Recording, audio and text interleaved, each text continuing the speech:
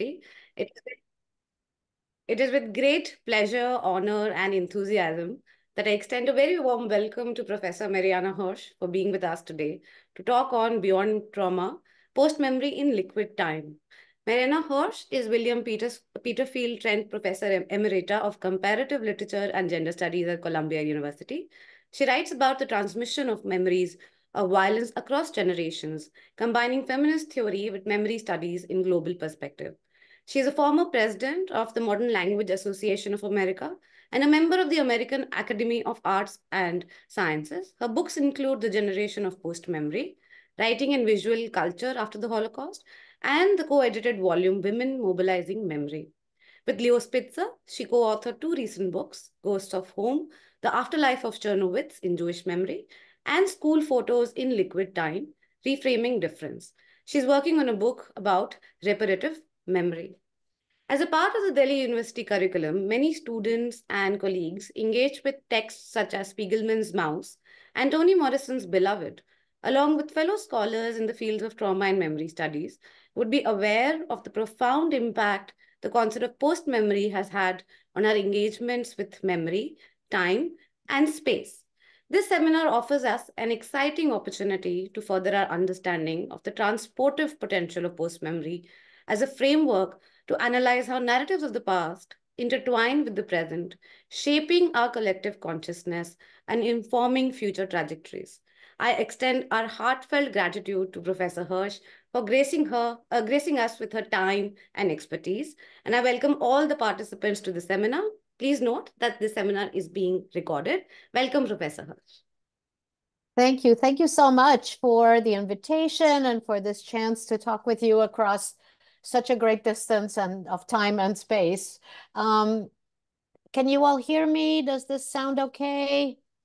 Great, great. So I wanted to begin with a question, which is about the end of the 20th century and the beginning of the 21st. Why has this moment led to an obsession with memory and with the past? Why this urge to look back and research the past and research how we've been determined by it? In his book, Twilight Memories, which is a kind of landmark book in memory studies, Andreas Hüssen, my colleague, tried to say that this has to do with our disillusionment with the ideal of progress that kind of shaped the modernist moment. So in the postmodernism, we're disillusioned with the idea of progress and with the idea of a progressive future, and turn to the past sometime in the 1980s. And this brought with it a different notion of time, that replacing the idea of linear teleological time, which is moving forward, with an idea of a kind of recursive time of traumatic return. Because when we look back at the past, what are we looking at but compounding traumas throughout at least the 20th century, and of course also before. So what I've asked myself in my work, and this has been also my motivating entry into memory studies, but in the last several years, I've wanted to ask myself a different question, and it's a question I want to ask this evening today with you. Can the arc of trauma, of this recursive temporality, of this inexorable return, can it be redirected? Could it offer an opening toward a possibility of a different future? Can we retrieve not only the trauma of the past, but also its potentialities, however unrealized? And this seems especially urgent now. It seems especially urgent in April 2024, the month of anniversaries of genocides. In a few days, on April 7th, we will mark the beginning of the genocide against the Tutsis in Rwanda. The Bosnian and the Serbian ethnic cleansing of Muslims in Bosnia began in April 1992. Yesterday, we marked the murder of Martin Luther King, and with it, the murder of the dream that he held out for Black Americans. That was in 1968, and for the US more generally. And at the end of the month, actually the beginning of May, we will mark Holocaust Remembrance Day.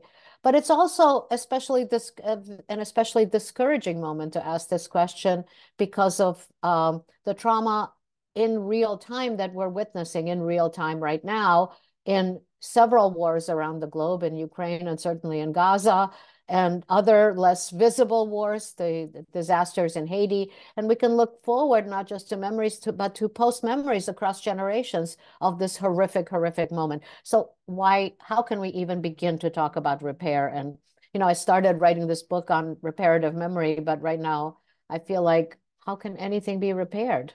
It looks very discouraging. So let me share my screen and try to approach this question from the way that I've worked with post memory, which is actually through. Okay, can you see this? Everybody can see the screen. Share, yes.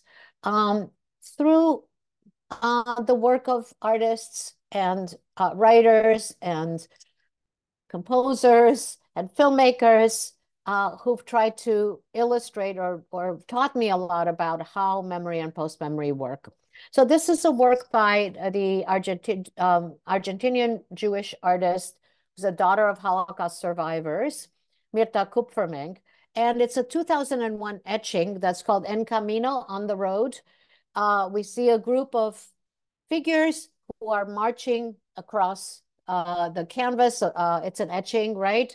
Moving forward, they're not even on a stable ground. They seem kind of suspended in space.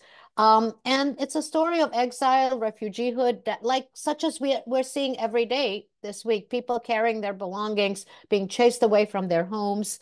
But this is not a linear journey. Some people are marching forward, the woman in front. Others are looking back, like the figure in back. And they are carrying the weight of history, in my view, with them. They're carrying all of their belongings. They're carrying windmills and houses and Torah scrolls and all of their objects with them. And, this is an iconography of exile and displacement after catastrophe, or in the midst of catastrophe. The exile, the refugeehood is itself a catastrophe. And here we have, what are they carrying? They're carrying their uprooted trees with them. And trees really, when they absorb nourishment from the soil, they contain the knowledge of the past and they carried it to the future. But when you uproot them, you need to replant them. Otherwise, they will lose their life and they will obliterate generations of history and memory. And this is what we're seeing looming in this image. And these people become embodied trees. They themselves become the carriers of memory. They merge with the trees and who have lost their roots. So what we see here is what the writer Eva Hoffman called memory, which is a beautiful gift and a relentless curse, both of these. And how do you transmit what these figures have lived through? They're carrying it forward to a new destination, but they're also carrying into a future in which everything that they're carrying with them will be transmitted. What is in these boxes and in these houses and in these treasures that they're carrying along? What knowledge do the trees carry, and how will it be transmitted? So, Mirta Kupfermink made another work much more recently, 19 years later, called All of Them With Me. And you see how the trees return. It's a family photograph on the bottom left here, in which, her ancestors, her father and his family are sitting in a tree. So you can sort of see where the idea of the tree comes from. But here she is as a schoolgirl in a school picture that's at the bottom. And she has all these figures with her. And the memory for her in the second generation, having already been transplanted in Argentina, is seeping through the wall of where she's located. It's a stain on the wall. But their books, all those things that those figures carried are here with her, but she has to continue carrying it. The burden is, they are all always with her. So this is sort of how I've seen the burden of trauma and the traumatic memory that's been transmitted through the body. And in my own sense that, sometimes I've remembered my parents' memories of the Second World War and the Holocaust more vividly than my own memories of my own childhood. And I've argued that that post memory works this way, but it's also very much mediated, as I'll talk about in a little while. But I've recently had the occasion Whoops. So let me just go back to Eva Hoffman. She describes what is passed down and what is in those boxes and on the trees and on people's backs as not memories, but emanations of wartime experiences that keep erupting in flashes of imagery, in burdens, in abrupt but broken refrains. So when I started thinking about this process in the 1980s, I felt like I needed a language with which to describe this indirect form of recollection, these flashes and refrains. And I felt like, as I just mentioned, that sometimes the stories that my parents told, but also their behaviors, their ways of being with, the life world that they were creating, was very much colored by this past experience. And also that it had kind of textures and qualities of memories for me that were transmitted both consciously through narrative, but also unconsciously in many, many other ways. And I began to see that these were also determining my future, even though it was a time that I had not myself experienced. And as I mentioned before, artists and writers of my generation were able to capture some of the quality of what I was experiencing. They could teach me about my own mourning for a lost world, about my impulse to repair this loss, to heal those who have suffered it, my anger about the absence of public recognition for some of this history, my frustration in the face of my own ignorance and need to research more, the inheritance of a trauma that survives the survivors, that can overwhelm my present, and it felt like could also hijack my future. And of course, these were feelings I shared with many of my contemporaries. And recently, neuroscientific research, neuroscientists have substantiated these accounts by showing how trauma can be carried across generations and transmitted across generations epigenetically. So in other words, parental trauma can be encoded in children's epigenetic materials, in the lining of the gene that can be imprinted by environmental factors. So, for example, the neuroscientist Rachel Yehuda has argued that descendants of Holocaust survivors, this is a group that she studied, can become more vulnerable to traumatic and post-traumatic stress symptoms than the control group that she came up with. So this research, it's very, very beginnings. I cannot pretend to understand the science of it, but it is confirming the accounts and the experiences of members of what Eva Hoffman calls the post generations. And certainly it makes me worry about what our generations right now are passing down to our children, our grandchildren, our students, right this very moment. So this is a very much a familial story, right? That's biological in some sense. But look at how Art Spiegelman figures this history. Now, you know that, it's an animal fable. The Jews are mice, the Germans are cats. And you see on the cover of the book, they're mice. His parents are mice. They're hiding, from the Nazis. But he himself is wearing a mouse mask. There's a distance. He is not the mouse, right?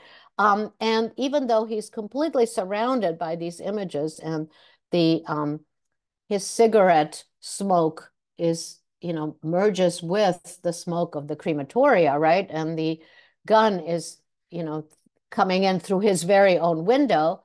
There is a real difference that he marks here between this sense that it could have been me, but he marks, it was not me. I'm putting on the mask. There is a distance here. There is an opening.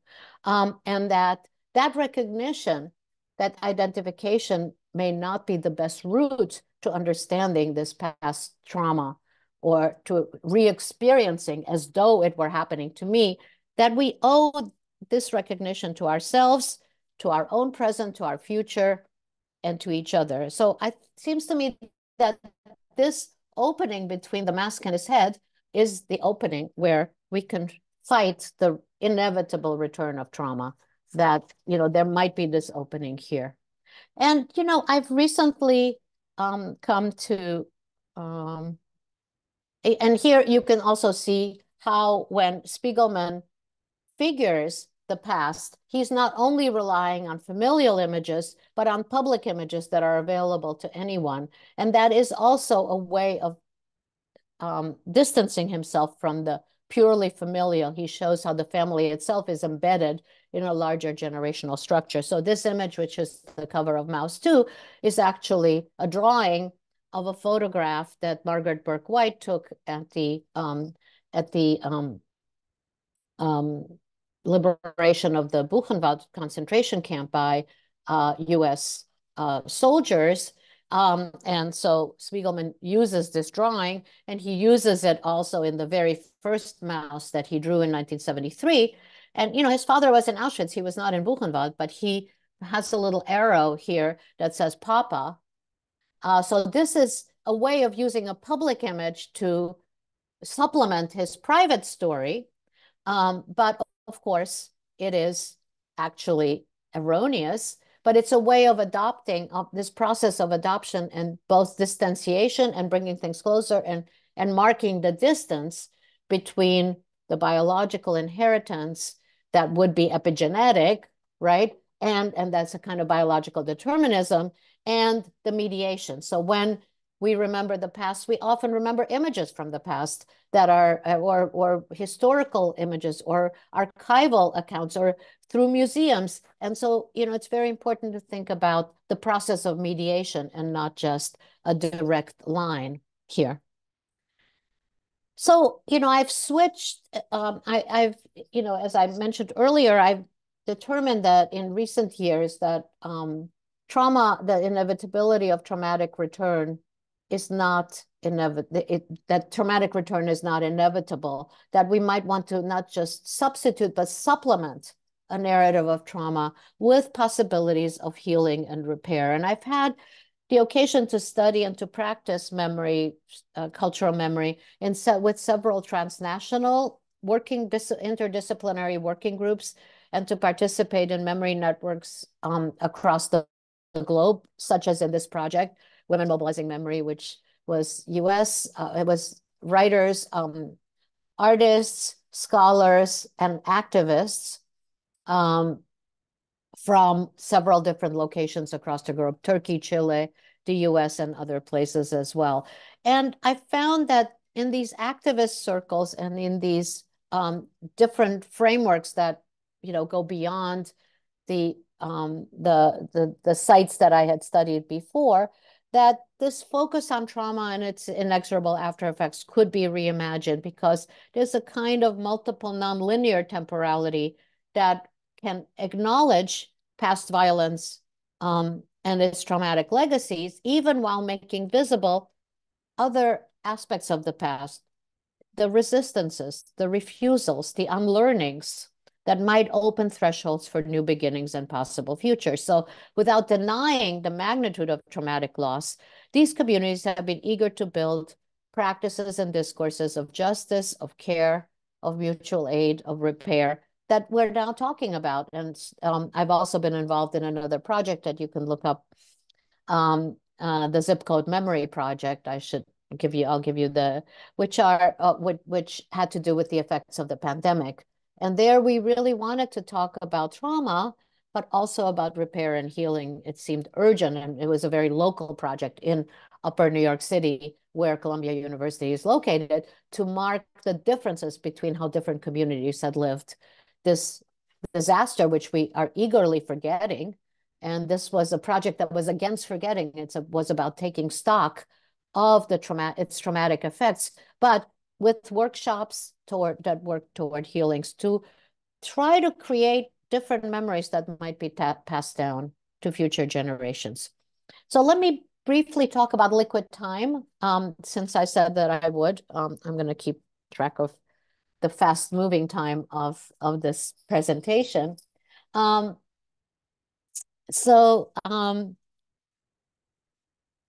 this book on school photos, I developed with my co-writer Leo Spitzer this idea of liquid time that comes out of photography. So it's a metaphor that comes out of analog photography. And I don't know how many of you on this in this webinar would have ever been in a developing do analog photographic development. But if you do, then you will know that in the darkroom process, the image gets fixed twice, right? It's first immersed in a developing liquid and then in a fixing liquid.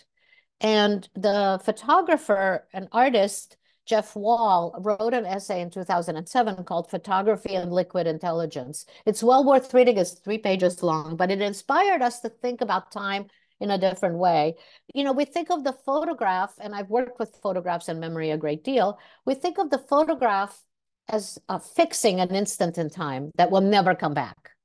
But what the analog developing process made us see that before the image gets chemically fixed, before it's immersed in this liquid, there is a potential for different things to emerge. So if you're in the darkroom and you take it out and you wait for the image to reveal itself, you have no idea what will be there, because unlike in digital photography, we can always see like exactly what will emerge.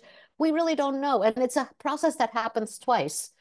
And we thought about in this book on school photos in different catastrophic sites, we thought that the photographic images change every time we look at them in a new moment, in a new historical moment, and in a new context, because they change their meaning. They mean different things. And we thought about the children who are facing the camera in their school, who actually don't know what will happen to them in the future. So these, we study children in ghettos and Jewish ghettos. We studied photos of children in Japanese concentration camps in the United States and in many different contexts, in African, colonial schools and colonial contexts. They don't know what's going to happen next. We know, and we can back shadow, and we know what awaits them, but they don't. And why can't we somehow also go back to that moment of potentiality of the future that they were imagining, which is also part of history? So this idea of liquid time is that it's you can shift, you can change the past by finding in it those moments of potentiality. And I'd like to recommend in that vein Ariella Azulai's book Potential History, which is a really beautiful book about this idea of what might have been and also what might still be, trying to imagine what might have been. So let me just quickly come back to Emerita Kupferming to suggest that she comes back to this image of the exile of the En Camino many, many times. So in 2018, she made another one, and then in 2000, she made a third one. And in these two, something changes. She's changing the past, she's changing the image. Some people have fallen out. The guy who was looking backwards is no longer there. The story of the past has shrunk to maybe a more fable or mythic image, especially with this blue. We have the departure from Poland to Argentina. We see the two places, but I think this has become a different kind of image in the refugee crisis that is facing our entire globe right now. I mean, these are no longer the Jewish exiles from the Holocaust. They still are the same figures, but it means something completely different in 2018. And in this particular, the archaeologically of a journey image, she uses the Japanese technique of kintsugi. I don't know if you know this technique, that if something breaks, instead of trying to hide the breaks, I see you nodding, you make them beautiful. You make them beautiful by inserting gold leaf. So these are the fragments of the past that we have to deal with. This is to me the new image of post-memory in a way. The burdens of the past, the fragments of the past, and they exceed the frame. We can no longer contain them in a frame.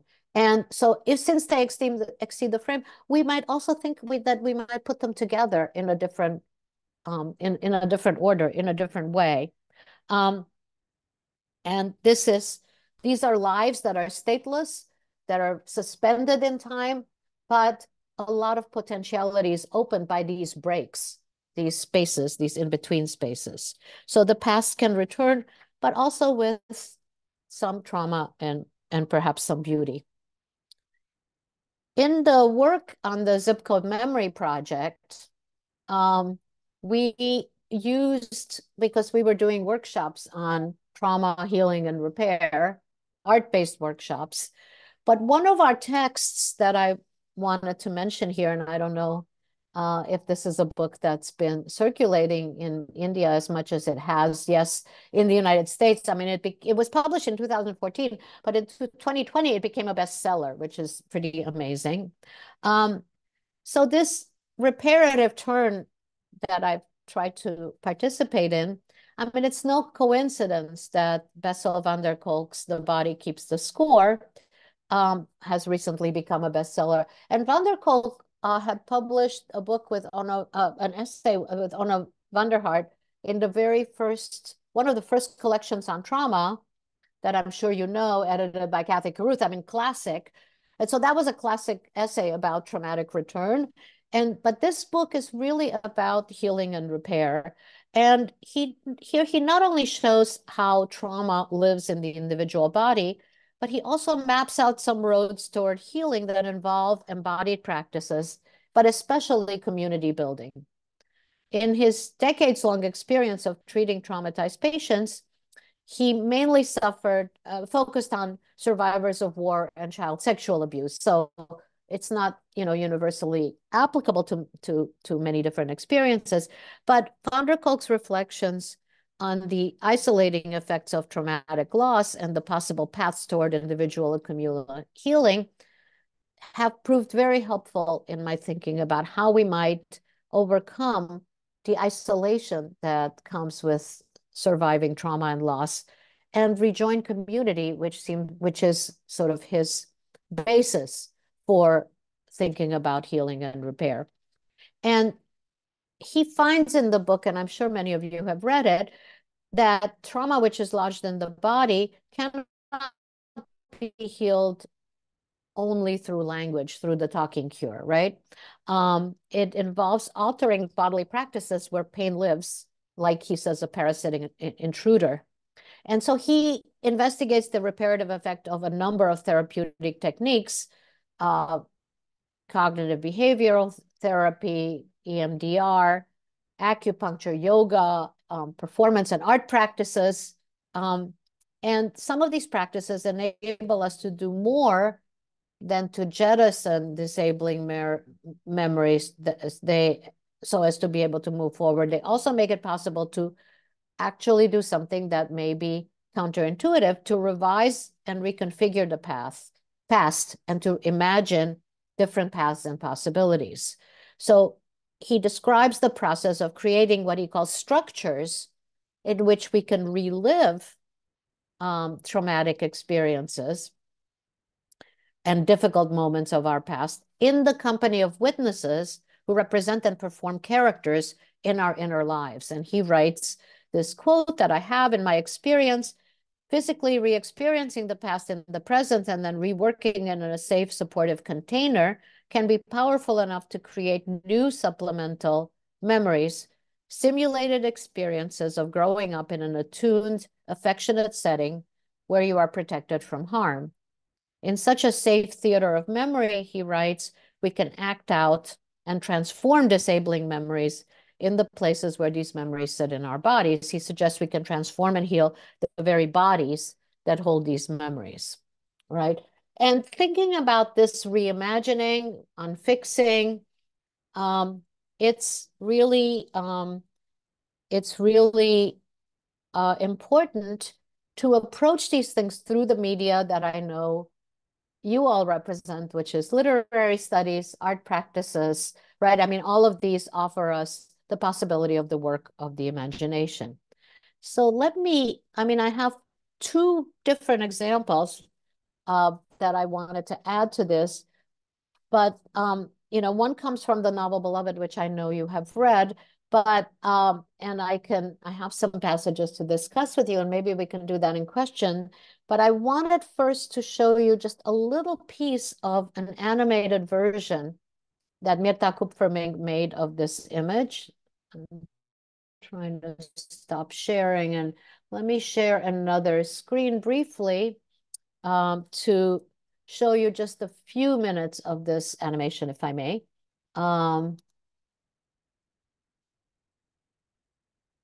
I have to get back to our Zoom. So I'll take maybe a few more minutes because I know we want to have time for questions, correct? Okay.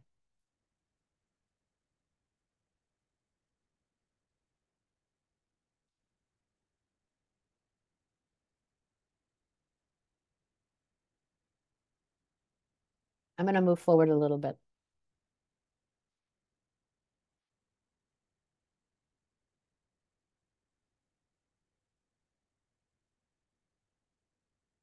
It's not moving. Oops, can you hear me? Can you hear me? We can hear you, Professor. We can hear you. We can't hear the video. Is there audio in the video? Can you hear me? Oh, okay.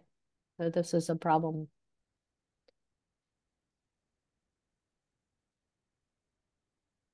Can you hear the music on the video?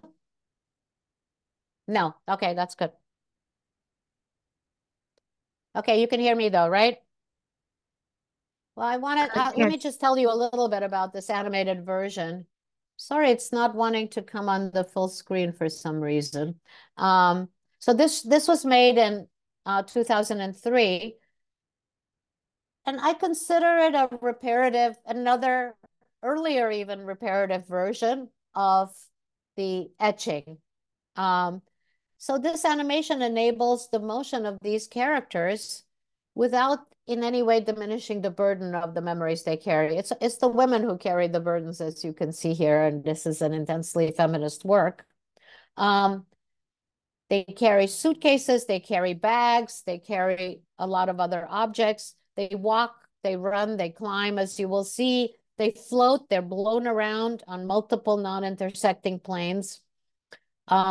They metamorphose into different creatures, as you can see here. It's very playful. We have Hebrew letters that multiply. We have dance. There's a soundtrack, which I'm sorry you can't hear. We have chairs that have wings. And we have a total reimagining. We have a Tower of Babel, as you can see here. We have a reimagining of this scene of exile and refugeehood. Um, I think while the etching evokes memory as an overwhelming and paralyzing burden, this video is animated by humor, by incongruity, by playfulness that lightens without diminishing the yoke of the past and without diminishing its mythic dimensions. You see here the book, right? The rabbis carrying the Torah and the book. The letters float around the screen. These are like the playful doodles of a child. And so I think that we're invited to imagine alternative scenarios. We're invited to dream. We're invited to think about the potentialities of these histories on the threshold of what I think it creates, which is more open-ended future. So I think that what she's doing is complicating a genealogical temporality, which goes from loss to attempted recovery, from catastrophe to unending trauma, to create a kind of evocative aesthetics of small gestures in miniature. So I think this is just one example of what can be done, adding color, adding movement, adding music, adding something for the imagination. This is one form of healing that I wanted to suggest as a possibility for you for this question that we've been raising. Whoops. And now I have to stop the video or else I'm going to hear the music, which I am hearing. Where is it? So I could take a few minutes to talk about Beloved, or we could go to questions? Please take your time, Professor Hirsch. Well, let me, Love it. Pardon? I'm saying we'd love to discuss Beloved. It's a text that many of us have read, many of us are reading. Well, it's going to be short because of time, Yeah. but this talking with you sent me back to Beloved to see some okay, let me see. To look at some scenes here.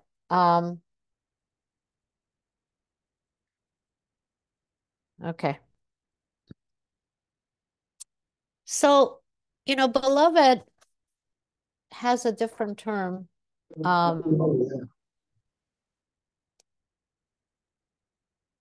Beloved has a different term from post-memory. Morrison talks about rememory, right? Whoops. How did this happen? And rememory is different from post-memory. It does not have that distancing effect and that mediated effect that I talked about with Art Spiegelman, with Mirta Kupfermink, right? For her, rememory is, if it happened once, it will happen again. Some things you forget, other things you never do. If a house burns down, it's gone, but the picture of it stays, and not just in my memory, but out there in the world. If you go there, you who never was there, if you go there and stand in the place where it was, it will happen again. It will be there for you, waiting for you. So this seems like a kind of traumatic narrative of traumatic replay, where rememory, which she uses as a verb and a noun, means a complete return of the trauma. And she says this as a warning. Setha says this as a warning to Denver, who talks about Sweet Home in nostalgic ways. I mean, how come, you all talk about this place all the time, and I missed it. I was born after. She is the post-memory generation, but her mother warns her against remembering it, right? And in her own mother, Setha's own mother had said, you cannot be marked by my mark, which means that you will be marked as I have been marked. So this is what we want to avoid. So this is how I read Beloved. I read it I was working on a book on mothers and daughters when I first heard Toni Morrison read Beloved, and from Beloved, the first scene, and had to wait another whole year before the book came out, and it became a shaping force in my life, really, because it led me to, with Art Spiegelman, to the idea of post-memory. But thinking in my latter thinking about the possibilities of healing and repair, I came to two other scenes in Beloved. The first one is toward the end, when you remember that Setha and Beloved are trapped in the house in 124 Bluestone Lane together. Denver has left because it's become suffocating for her. And this white man approaches in a cart. It's Mr. Bodwin who had, let them live in the house. But for Setha, the past returns completely unchanged. And she thinks it's again the men from Sweet Home who are going to come and take her best thing from her, to take her child. And she rushes out with an ice pick to murder him. But outside, Denver has called the women, and 30 women are standing outside, and they stop her. We don't find out about this until afterwards. I mean, the scene for us is also this blur. It's only in retrospect that we found out that the women stopped her from attacking Bodwin.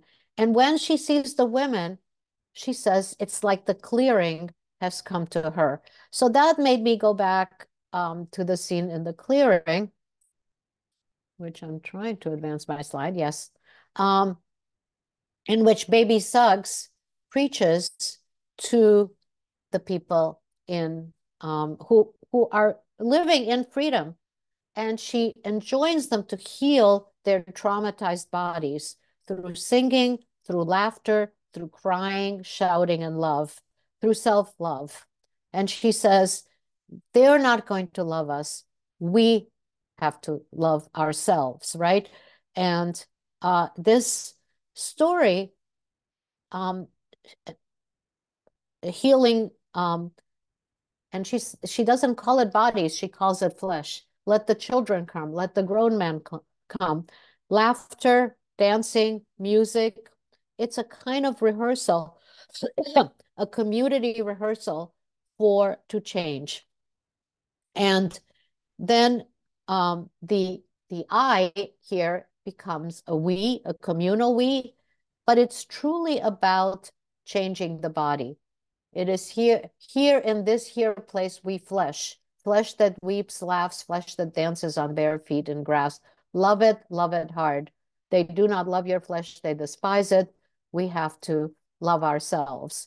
And at the end of the novel, the question returns, and Setha says to Paul D,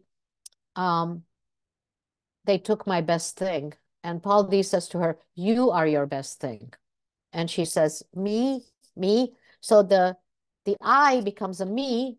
It's an object, not a subject. It's in question.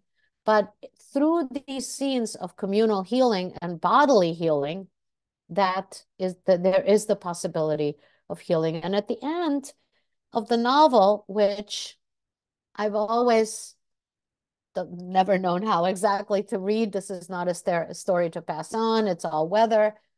I'm beginning to think that we can reread these passages if we really highlight these passages as opposed to the passages where the ghost cannot be exorcised and will always come back, as the possibility that indeed this is not the story that they want to pass on, but it's not resolved. It just has to happen over and over and over again.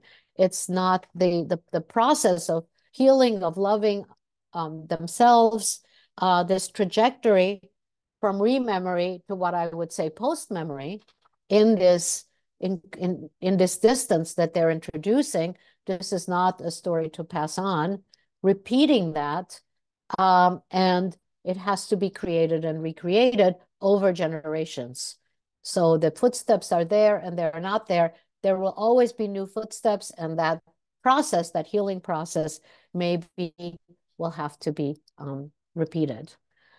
So let me stop there, just giving you a few suggestions, and I think we have a few more minutes maybe for questions, and I'm happy to answer them. Okay. Thank you, Professor Hirsch. Is it okay if we take 5-7 minutes for the audience questions? Of course, as long as I'm here, so it's Okay. up to you. For that, I'd just like to reiterate some of the points that we have made today. We have looked at the porosity of memory, of transmission across, like I said, time and space, but also importantly, across generations and geographies.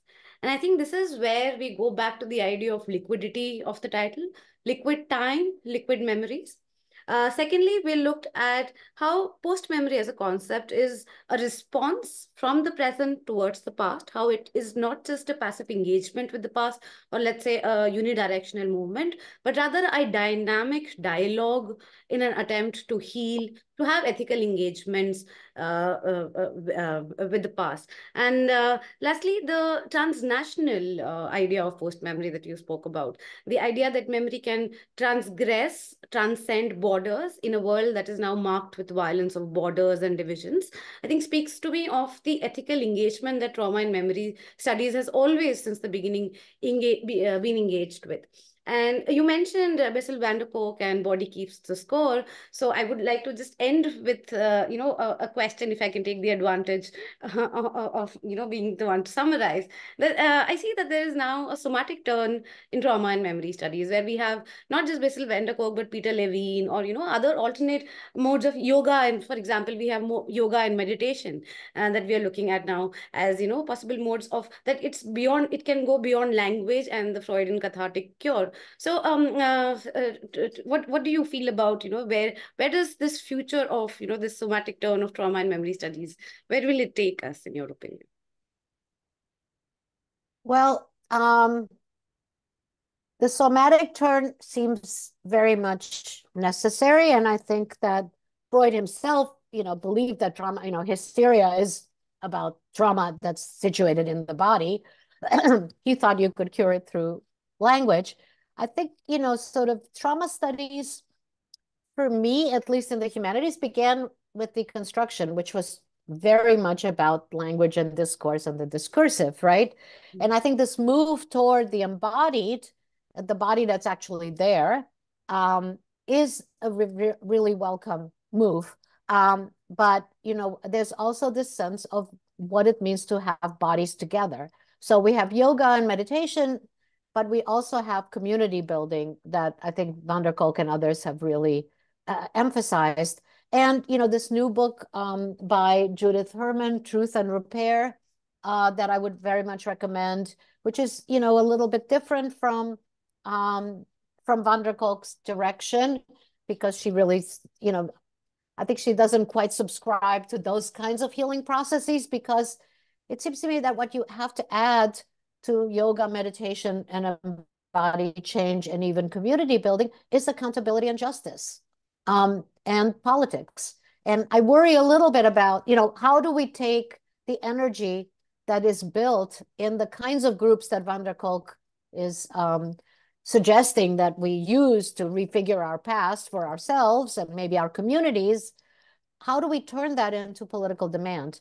And we ran into this in the Zip Code Memory Project, because we had these beautiful groups of community participants, but then we thought, okay, what is our demand? How are we going to articulate a change? Because if we don't demand change, systemic change, because trauma is not individual, it's systemic. And it compounded trauma, it's systemic, and it's political. So I think that's my worry, and I think that's what we need. So in Truth and Repair, Judith Herman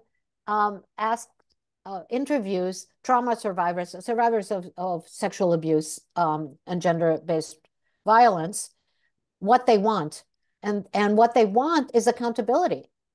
And it's not individual accountability. They demand systemic change. So it's not like the Me Too, nothing against Me Too. Me Too, we're going to call out these big offenders, these important offenders, and put them in jail and take their money away. No, this is not enough. We need systemic change. And I think that's where I would want to see the direction going. All right. I see there are a lot of questions in the Q&A, and Yeah. maybe you can send me the list. I would love to at least see them. I'll do Yeah. that. May I now request Harsha, Adrija, and Ashwati to please moderate the questions, and please do look at the chat box. Thank you for your lecture, Professor Hirsch. We have a lot of questions coming in. We'll put some of them to you now, and we'll send them to you maybe in writing later. So Okay. the first question that we'd like to put to you is, how do you think hyperconnectivity and digitization of mass traumatic events, past and present both, impact our collective memory as humans? There is a tendency perhaps to be detached from what we continuously read or view. How can we sustain our empathy through this? It's a great question for which, you probably can provide the answer as well as I can.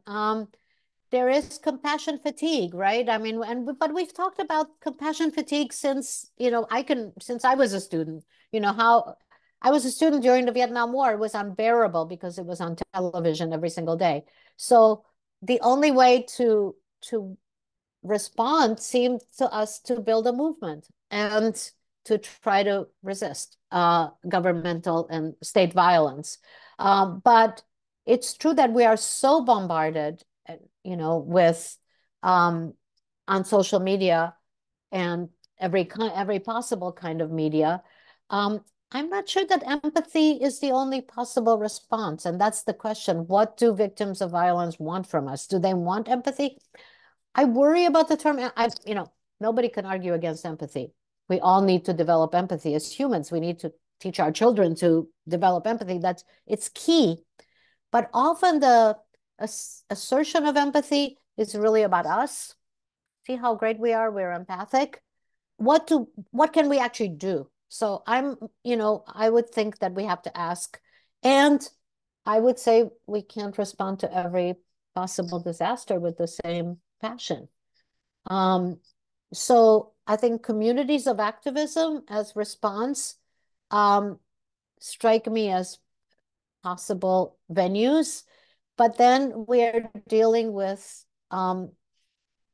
the problems with truth in our media, right? What to believe.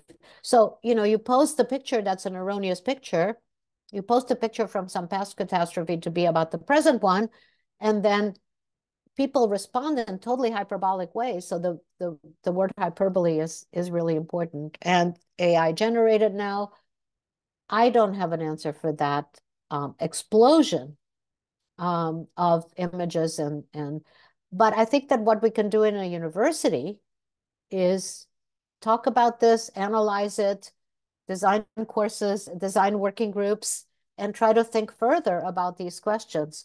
I don't know if the discourse is as divided in India as it is in the US, but we are having a lot of trouble talking with each other right now because there are so many political divisions. I mean, this is very in the university as well, and a lot of repression and censorship.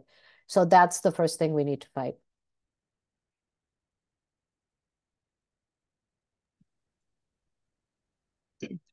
That's a great answer, ma'am.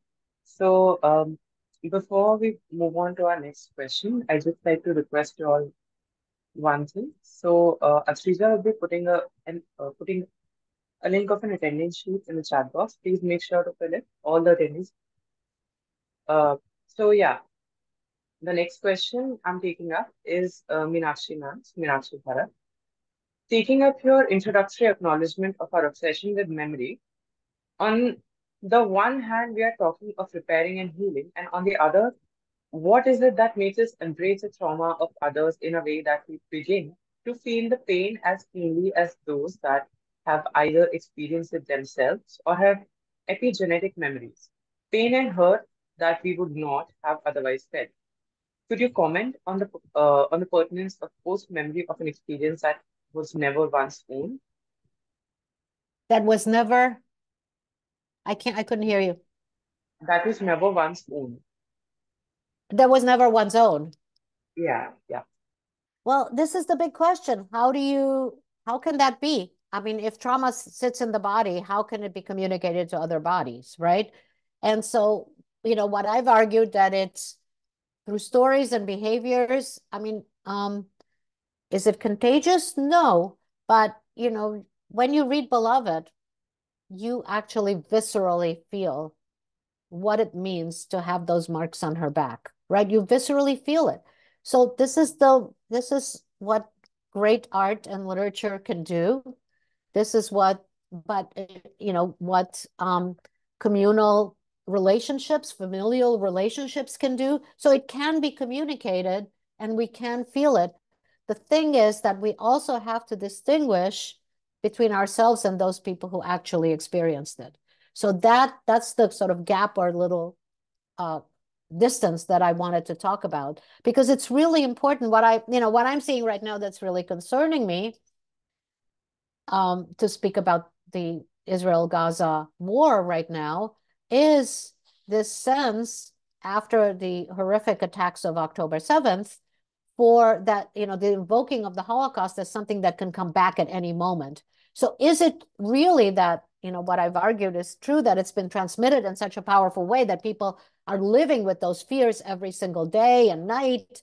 Of course, you have to go to bomb shelters every night. Yes, it will re-evoke things that have been, passed down to you. But it's also really important to say it didn't happen here and it didn't happen to me and it didn't happen to my generation. Let us figure out whether, let us reintroduce that distance of post-memory. That's where the rememory thing is what Morrison wants to do with rememory, is to say, we've not worked through this in the United States. The ghosts are here. We just have to call them, and they're here because it's never been acknowledged. It's never been worked through. This is where the political answer has to supplement the emotional, psychological process that we go through. So I'm concerned now about having argued about this powerful form of transmission and epigenetic transmission, but we also need to acknowledge that it wasn't us, right? It was them. And I think we owe it to them to also say, we're not mimicking your trauma. We want to help think through how it could be avoided the next time, perhaps. I hope this answers the question a little bit. Thank you for that answer, ma'am. Since we are talking about transmission, there are a lot of questions around survivor's guilt, if survivor's guilt is passed down intergenerationally, the relationship between intergenerational trauma and post memory. So, if you could comment a bit on these things. Survivor's guilt and guilt, perpetrator's guilt, all of those things are, of course, passed down. What I love about that Kupfermink image of the kintsugi is that things escape from the frame. I mean, these affects, and they're not even emotions, these affects are not controllable. And in moments of crises, they can reemerge and become contagious. So yes, I think survivor's guilt can be passed down, but it also really depends on how the past is worked through. So, people change their narratives and change their past lives. We know that, there's some wonderful films and novels about this.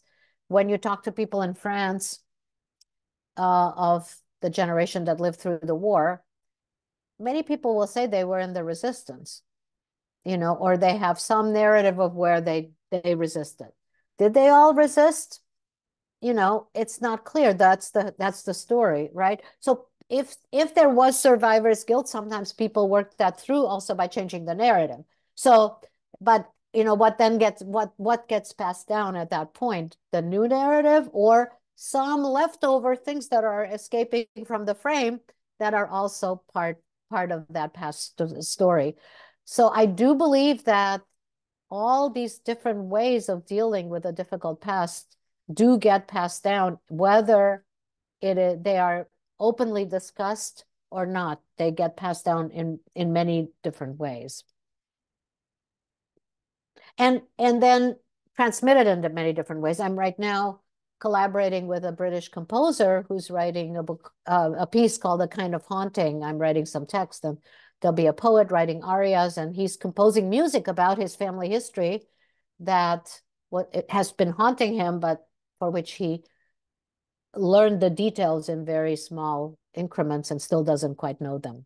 So music becomes another medium. Thank you so much for that. Is very interesting to know about how music and memory is connected. For the next question, Arjun Chopra has asked this question. It is, to what extent do economic considerations influence the transmission and reception of post-memory within diasporic communities, especially in relation to the commodification of spirituality and cultural heritage? In relation to spirituality, you said? In relation to the commodification of spirituality and cultural heritage. I think you probably have something specific in mind that I'm not quite decoding about the cultural heritage and spirituality, but I think economic consideration are huge. Judith Butler has this wonderful moving idea that some lives are more grievable than others, right? And memory is not separate, cultural memory is not separate from economic consideration. Building museums, creating archives, interviewing people, preserving cultural heritage, preserving intangible heritage, all those things are dictated by economic factors, but also by cultural institutions. So in whose interest is it to create a museum and a memorial? For what? For what event? We're in the, there are memory wars all over the world right now. Should certain statues stand there or should they be taken down? What do they do? I mean, these institutions have enormous power, and the memorial, you walk by these statues of men on horses, right? Or men with guns without even looking. But they have a role to play. Now we're paying attention to them and saying, wait a minute, what are they actually commemorating? And what is what's at the center of our cities that is being commemorated? So, and what is left out of the discourse? And as you said, Ritika, it's a very telling that, and important to remember that memory studies, we came into memory studies for progressive purposes, right? To reveal stories that haven't been told, right? That have been absent from history. So I think the whole field has been set up actually to address not just these economic factors, but political and social factors. Thank you for answering that question, ma'am. We do have a lot more questions, but we are also conscious of time. So I would Yeah. like to hand it over to Ritika ma'am to take us through the end of this sem. Thank you. Thank you for all these great questions. I would like to apologize to the participants for not being able to take all the questions currently, but we will make sure. I'm sorry I spoke too long. No, but we will definitely email them to Professor Hirsch. I would just like to end with the observation that this idea of post memory is so important to us here in India, not only because, in Delhi University we are doing Spiegelman's Moss or Beloved, but also because we are currently in the third generation of dealing with our own post memories of the birth of our own nation. We're dealing with the partition very recently at the Partition Museum. We have two museums that just came up. So in that sense, familial memory, affiliative memory, we are just starting to engage as scholars with, narratives coming to us from our own past. And with that, I'm ever so grateful on behalf of the Department of English at Sri Venkateswara College to Professor Hirsch for being here with us today. And we'll be in touch, Professor Hirsch. Thank you. And thank you so much, all of you, for coming. Thanks for the invitation and really great questions. So please do send them to me. And I'm, following what's happening in memory studies in India, and it's absolutely fabulous. So thank you. Thank you. Bye. Bye. Thank you.